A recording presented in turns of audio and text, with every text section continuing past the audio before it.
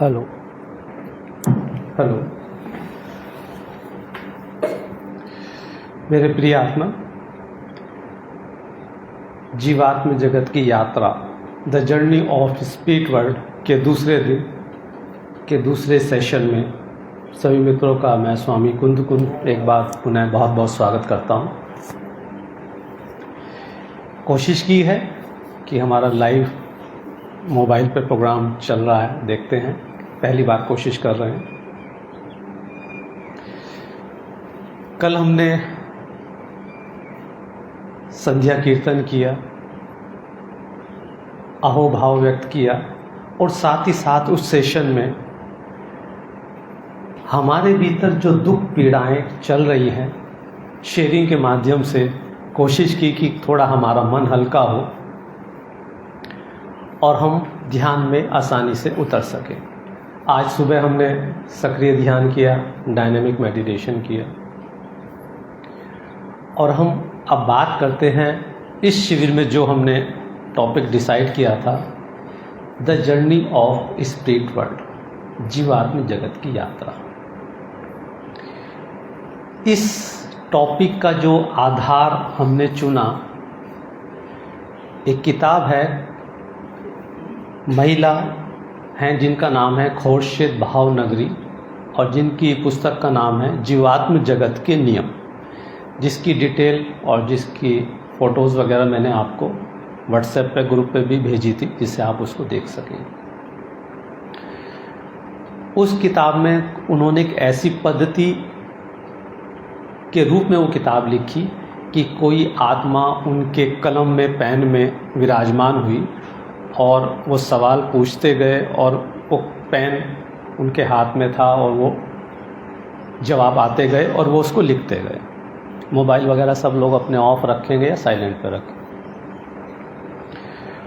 उस किताब को वैसे तो मैंने काफ़ी साल पहले पढ़ा था और मुझे वो किताब अच्छी लगी, क्योंकि बहुत सी बातें उसमें ऐसी थी जो खुद के अनुभव से, ओशो के बहुत से प्रवचनों से मैच हो रहा था।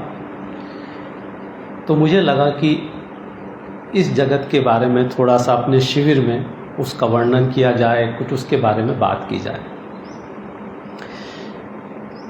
मरने के बाद क्या होता है, कहाँ हम जाते हैं, ये तो वैसे मरने के बाद ही पता लगता है और मरने के बाद कोई ऑप्शन नहीं है कि बता सकें। तो इसलिए जो भी बातें अभी यहाँ पर हो रही हैं उसको हम ये ना माने कि 100% ठीक हैं, बस एक गाइडलाइन की तरह उन बातों को हम समझें और हो सकता है कि हमें उससे अपनी आध्यात्मिक यात्रा में मदद मिल सके। क्योंकि जो हमारे अंदर जो सबसे बड़ा भय है हर समय, वो मृत्यु का ही है, जाने अनजाने, भले ही हम उसको स्वीकार करें नहीं करें। तो अगर उस बारे में थोड़ी चर्चा हो जाए तो कहीं हम मृत्यु को थोड़ा समझ सकते हैं, उसके भय से मुक्त हो सकते हैं। ज्ञान हमेशा मुक्त करता है और अज्ञान हमेशा डराता है। तो इसलिए किसी विषय की जानकारी लेना हमेशा ही अच्छा है, विषय कुछ भी हो। और कल आपको ओशो का एक प्रवचन हमने सुनवाया था, जिसके अंदर ओशो ने खुद जिक्र किया है कि कैसे हमारे आसपास आत्माएं होती हैं, और उन्होंने बताया कि 3 डायमेंशन हमारे आसपास वातावरण है। जैसे कि हम हॉल के अंदर बैठे हुए हैं, हवा भी है इसके अंदर, धूप जलाएं तो उसकी खुशबू भी है, प्रकाश भी है, और सब आपस में समाये हुए हैं, एक दूसरे को हटा नहीं रहे हैं। ऐसे कल ओशो प्रवचन में बोल रहे थे कि जहां हम बैठे हुए हैं हर समय हमारे आसपास आत्माएं हैं। उन्होंने बताया 2 तरह की आत्माएं हैं। एक हैं जो निकृष्ट कोटि की हैं, जिनकी मृत्यु इस ढंग से हुई कि उन्होंने अपने जीवन में हमेशा दुख दिया, परेशानी दी, और जिनके मरते समय ये भाव था कि हम बदला लें, परेशान करें। तो ऐसे आत्माओं को ओशो ने भूत प्रेत कहा, जो हमारे आसपास हर समय मौजूद हैं। दूसरी बात उन्होंने कही कि कुछ ऐसी आत्माएं जिन्होंने अपनी आध्यात्मिक उन्नति की, जिन्होंने ध्यान किया, साधना की, वो ऊपर की तरफ उनकी ऊर्जा चढ़ी और सूक्ष्म शरीर से ऊपर मनस शरीर और उसके ऊपर के शरीरों में पहुँचे। लेकिन यात्रा पूरी नहीं हुई तो उन्होंने जहाँ जन्म लिया उसको वो बोल रहे हैं देवता, देवी देवता, और कह रहे हैं कि दोनों हमारे आसपास हैं। शुभ आत्माएं हमारी मदद करना चाहती हैं, वहीं जो निकृष्ट कोटि की आत्मा है वो हमारे शरीर का इस्तेमाल करते हुए या तो हमें परेशान करना चाहती है या हमारे शरीर के माध्यम से किसी और को परेशान करना चाहती है।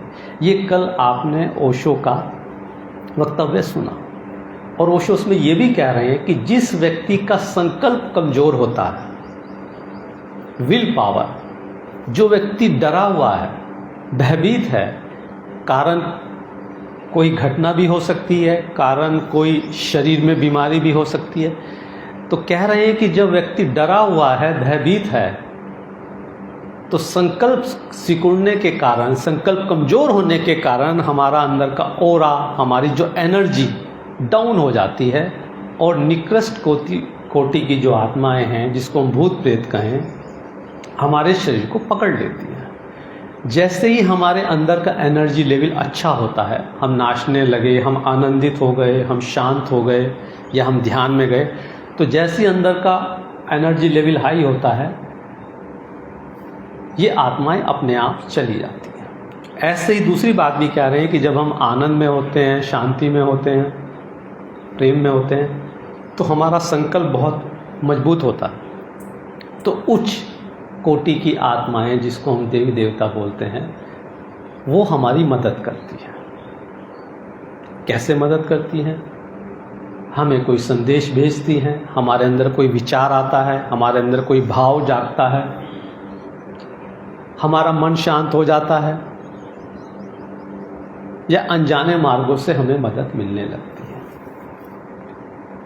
तो दोनों तरह की आत्माएं हमेशा हमारे पास हैं। इसलिए कई बार ऐसा हो जाता है कि आप किसी छोटी सी बात पे बहुत ज़्यादा क्रोधित हो जाते हो, परेशान हो जाते हो, यहाँ तक कि खुद का या दूसरे का नुकसान करने के भी सोचते हो। तो उस समय हो सकता है किसी बुरी आत्मा ने आपको पकड़ा हुआ। अक्सर जो व्यक्ति सुसाइड करते हैं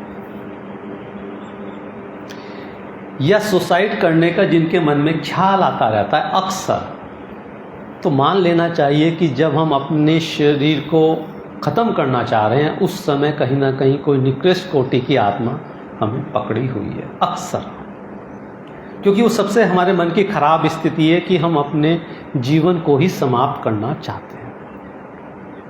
तो उस समय आप अपना एनर्जी लेवल हाई करें। इससे बेहतर कि किसी तंत्र मंत्र की विद्या में पढ़ें, बाहरी सहारा लेके आप कुछ समय के लिए उसको हटा सकते हैं, या बाहरी सहारा लेके हम किसी पे इस तरह की क्रियाएं भी कर सकते हैं नुकसान पहुंचाने वाली, लेकिन बस थोड़े समय के लिए। जैसे ही व्यक्ति का एनर्जी लेवल हाई हुआ, वो खुश हुआ, तुरंत कैसी से कैसी एनर्जी हो नेगेटिव वो चली भी जाती है और उसका हम पे असर भी नहीं होता है।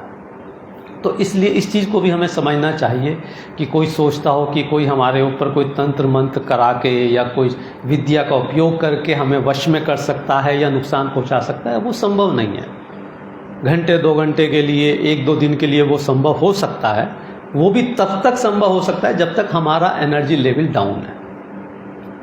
जैसे ही हमारा एनर्जी लेवल अच्छा हुआ, तुरंत ऐसी आत्माएं अगर खुद से आई हैं या भेजी भी गई हैं तो तुरंत उनको शरीर छोड़ना पड़ता है।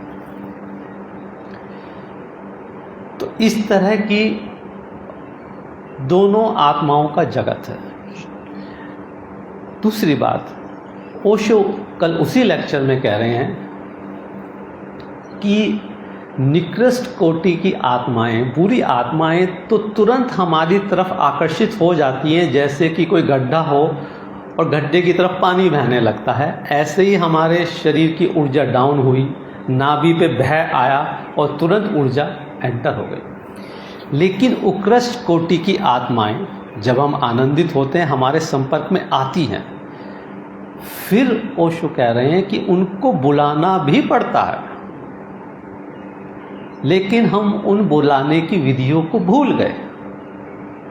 कैसे उनको बुलाया जाए, कैसे उनसे बातचीत की जाए, कैसे उनको निमंत्रण दिया जाए।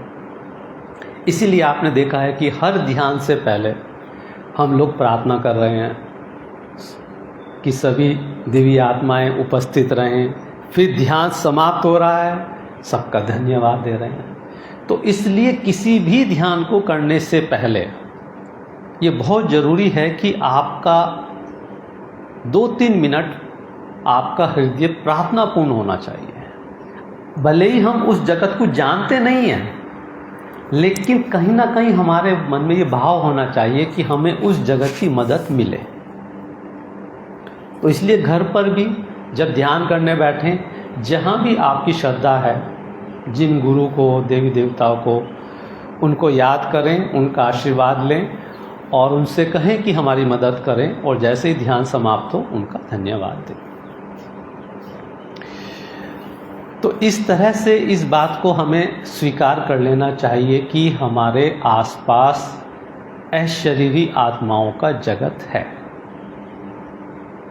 ये ओशो के द्वारा ही आपको कल बताया गया, और ये भी आप समझ गए कि जब व्यक्ति ध्यान में उतरने लगता है, उसका एनर्जी लेवल हाई होता है।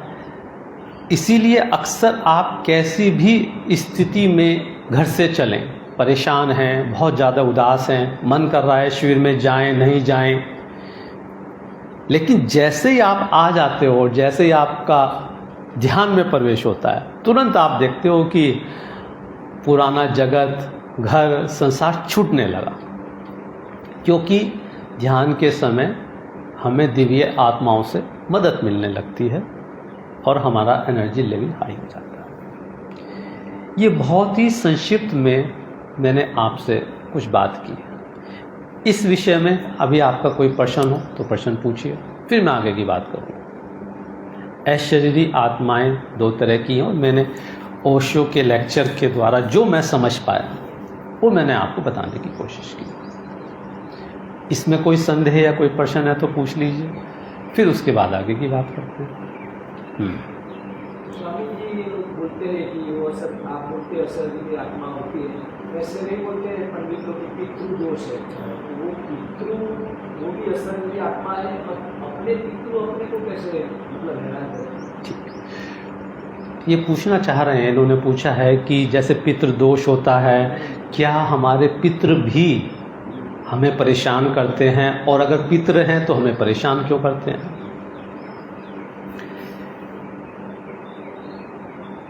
इस किताब में ये बिल्कुल साफ लिखा हुआ है कि जब भी हमारी मृत्यु होती है, मृत्यु होने के तुरंत बाद या मृत्यु जैसे ही हो रही है, तुरंत हमारे जो पितृ हैं, हमारे जो सगे संबंधी हैं, हमारे जो पूर्वज हैं, जिनकी यात्रा आध्यात्मिक अच्छी रही है, जो उच्च कोटि के स्तर पर हैं, हमारी मृत्यु से पहले वो हमारे पास आके सारे के सारे उपस्थित हो जाते हैं। जैसे ही हमारा शरीर छूटता है, अब तो हमारा भी शरीर चला गया और उनका भी शरीर नहीं है, तो तुरंत हम उनको पहचान लेते हैं। अभी तो पहचान नहीं पा रहे हैं क्योंकि इंद्रियां हैं, शरीर है, वो उनके पास तो शरीर नहीं है, तो अभी हमारा उनसे कनेक्शन नहीं है। लेकिन जैसे ही मृत्यु हुई, तुरंत हम एक ऊर्जा के रूप में बाहर निकले, और वो ऊर्जा के जो छोटे छोटे वृतूल हैं, छोटे छोटे घेरे हैं, जैसे टॉर्च की रोशनी है, ऐसे वो सारी की सारी रोशनी हमें घेर लेती है। तो हमें तुरंत ये लगता है ये कौन है, तो वो हमारी हिम्मत बढ़ाते हैं। वो कहते हैं देखो मैं तुम्हारा चाचा हूँ, मैं तुम्हारा दादा हूँ, मैं तुम्हारा ये हूँ। हम कहते हैं कि हम तो भरोसा नहीं कर पा रहे हैं कि आप वही हो। फिर वो हमें हमारी अतीत की घटना बताते हैं कि देखो तुम्हें ऐसे चोट लगी थी, तुम्हें इस नाम से पुकारते थे। वो 2-4 बातें कहते हैं, तो तुरंत हमें आभास हो जाता है कि हाँ ये हमारे चाचा हैं या नाता हैं या जो भी हैं। फिर वो हमें समझाते हैं कि देखो अब तुम्हारा ये शरीर छूट गया है, इस शरीर से जो तुम्हारा मोह है इसको तुम छोड़ो, क्योंकि तुम इसमें एंटर नहीं कर सकते। फिर भी हम एंटर करने की कोशिश करते हैं उस शरीर में, क्योंकि शरीर से तो पूरा मोह है। अब हमारा शरीर पड़ा हुआ है, हम कैसे इस बात को स्वीकार कर लें कि ये हमारा नहीं रहा है। तो कहते हैं कि 3 दिन तक के हमारा मोह उस शरीर से बना रहता है। बोर तो नहीं हो रहे? 3 दिन तक के हमारा उस शरीर से मोह बना रहता है, क्योंकि हम 20-50 साल उस शरीर में हम रहे हैं और हमने उस शरीर की बहुत केयरिंग की है। इतना सजाया है, संवारा है, रोज इतना अच्छा खाते थे, जिम जाते थे, एक्सरसाइज करते थे, कितना ख्याल रखते थे इसका, कितना सुंदर इसको बनाया हुआ था। तो क्या हम तुरंत उसको छोड़ देते हैं? हम 2-3 दिन तक के कोशिश करते हैं कि उस शरीर में हमारी किसी तरह एंट्री हो जाए। इसीलिए जहाँ पर शरीर को जलाने की प्रथा है हिंदू धर्म में, तो जैसे ही शरीर जला तो हमारी आत्मा को पता लग जाता है कि भैया अब शरीर तो जल गया, अब तो कोई उपाय नहीं बचा है। तो हम दूसरे जगत में, दूसरे जन्म जहाँ हमारा होना है, वो हमारी कार्रवाई शुरू हो जाती है। लेकिन क्योंकि कुछ धर्मों में जलाने की प्रथा नहीं है, मुस्लिम प्रथा में वहाँ गाड़ने की प्रथा है, तो वहाँ शरीर को दबा देते हैं। तो वहाँ पे वो आत्मा उस कब्र के चारों तरफ घूमती रहती है। वो कहती है कि यार किसी तरह इसके अंदर एंटर हो जाएं, कोई निकाल दे इसको।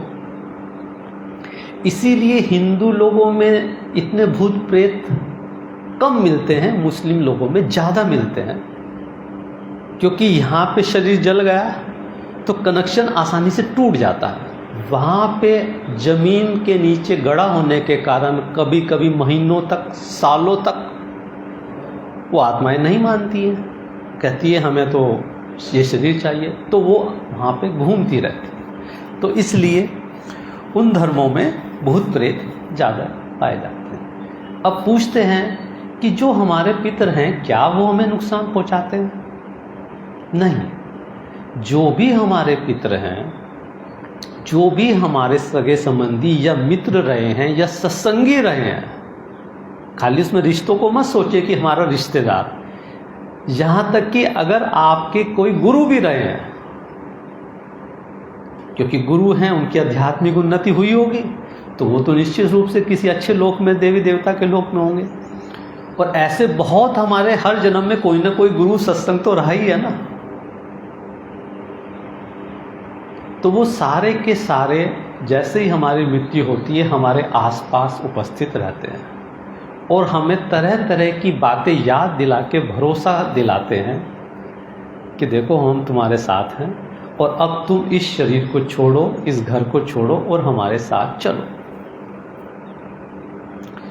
तो इसलिए ये बात कहनी कि हमारे पितृ हमें नुकसान पहुंचा सकते हैं, ऐसा बिल्कुल नहीं होता है, क्योंकि जैसे ही हमारा शरीर छूटता है और हमारी आत्मा निकलती है, तुरंत जो बाहर का अशरीरी वातावरण है, अगर हमारी थोड़ी सी भी आध्यात्मिक उन्नति है तो वहाँ की सब आत्माएं हमें सपोर्ट करती हैं, क्योंकि प्रकृति हमारा आध्यात्मिक विकास चाहती है।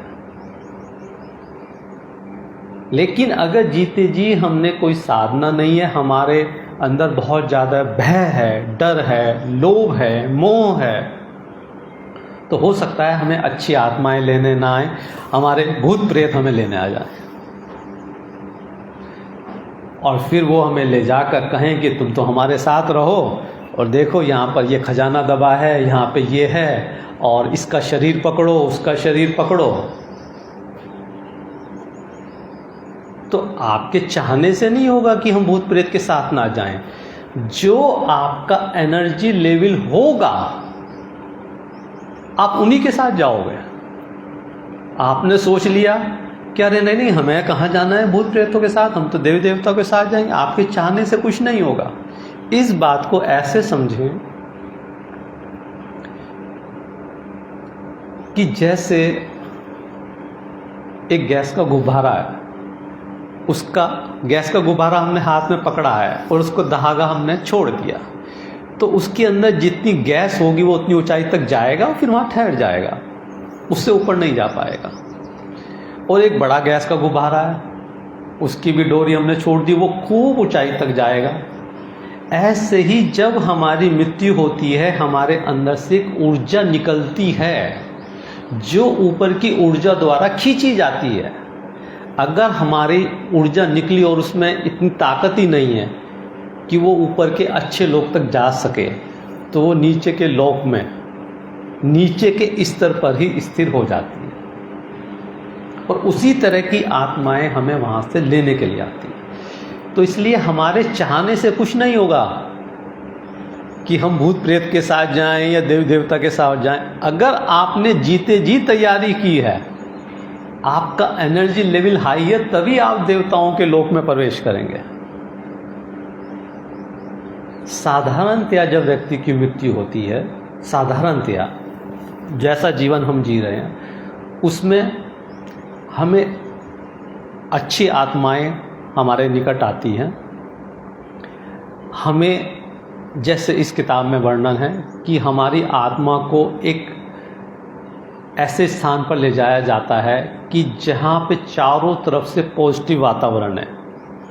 हमारी आत्मा को हील किया जाता है। जैसे कि हम गाड़ी की सर्विस कराते हैं, उसको धोते हैं और साफ़ करते हैं, ऐसे ही हमारी आत्मा को एक स्थान पर ले जाकर चारों तरफ से उसको अच्छी एनर्जी दी जाती है और उस आत्मा को ये कहा जाता है कि अब पुराने जगत से अपना नाता छोड़ो और बताओ कि तुम अगले जन्म में क्या करना चाहते हो।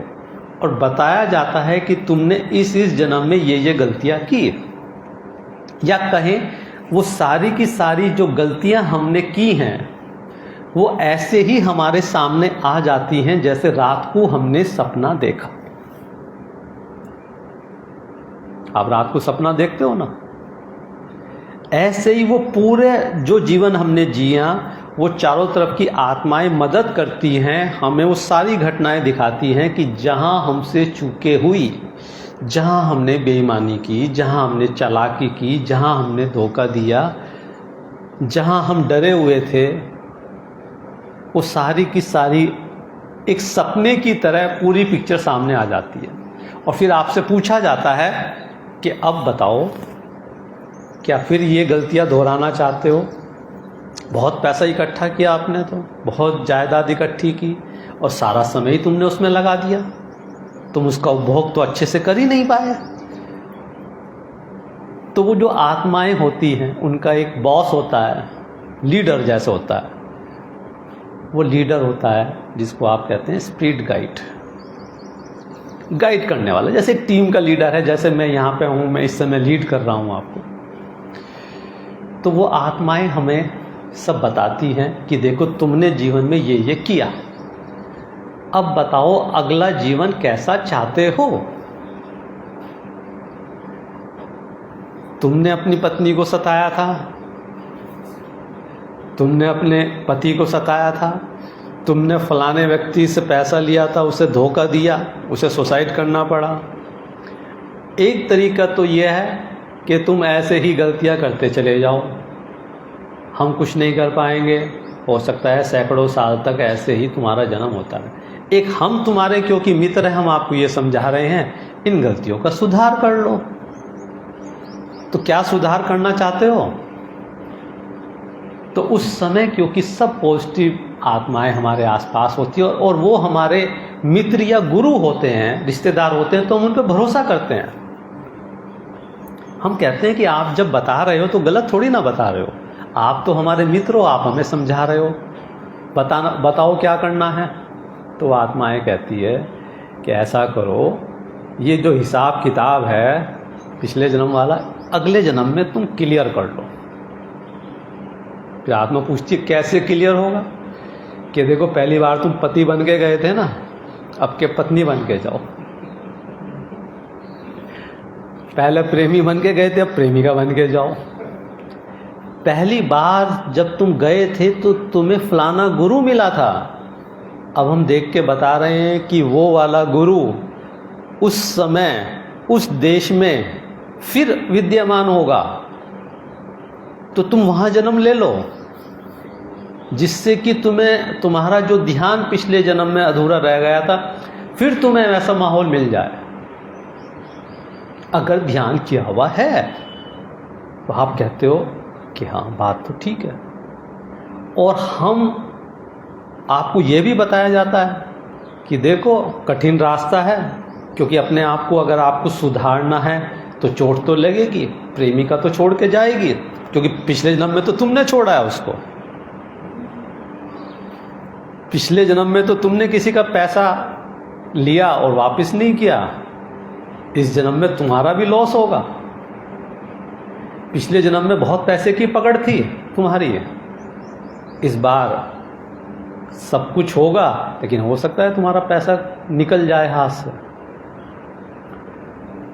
परीक्षाएं कड़ी होंगी, क्या तैयार हो? हम ही चूज करते हैं कि मुझे ऐसे गर्भ में प्रवेश दिलवाओ जहां पर जितनी आपने चुनौतियां बताई हैं मैं उन चुनौतियों का सामना कर सकूं। ये आप ही के द्वारा डिसाइड किया हुआ है। ये जो आपको बिजनेस मिला, पत्नी मिली, गुरु मिले, सत्संग मिला, सब आपके द्वारा डिसाइड किया हुआ है।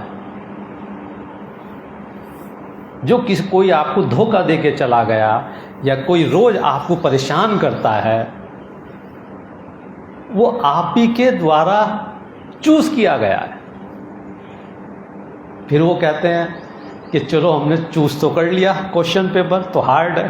कहने लगे चिंता मत करो, क्वेश्चन पेपर हार्ड है तो उस क्वेश्चन पेपर में सॉल्व करने के लिए, हेल्प करने के लिए तुम्हें कोई टीचर भी दिया जाता है। इसीलिए हर व्यक्ति का जैसे ही जन्म होता है उसको एक आध्यात्मिक मार्गदर्शक दिया जाता है, स्पिरिट गाइड हर व्यक्ति के साथ। वो कदम कदम पे हमें बताता रहता है, ये मत करो, ऐसा मत करो।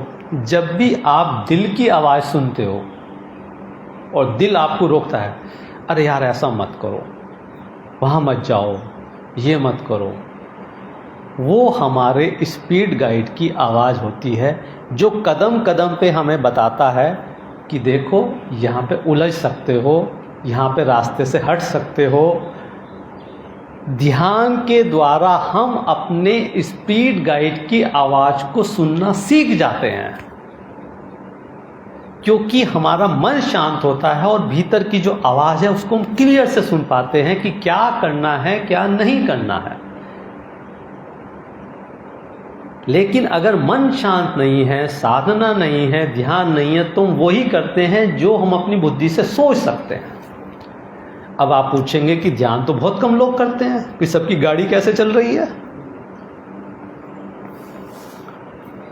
तो उसके लिए उन्होंने एक ऑप्शन ढूंढा हुआ है कि पूरे दिन तो आप काम धंधे में लगे रहते हो, अपने मन से खूब सोचते हो, खूब चालाकी करते हो, कहाँ जाना है कहाँ नहीं जाना है, लेकिन रात जब आपकी होती है तब तो आप गहरी नींद में चले जाते हो। उस गहरी नींद के अंदर जो आपके स्पिरिट गाइड है वो आपको सूचनाएं देता है, वो आपके अंदर कोई भाव पैदा करता है, कोई विचार पैदा करता है। इसीलिए जब अक्सर आप सुबह उठते हो, आप तरोताज़ा महसूस करते हो, अक्सर जो समस्या लेके आप रात को सोते हो, जिस परेशानी से आप रात को सोते हो, अक्सर अगर आपकी नींद अच्छी है, जिसमें सपने कम हैं, तो सुबह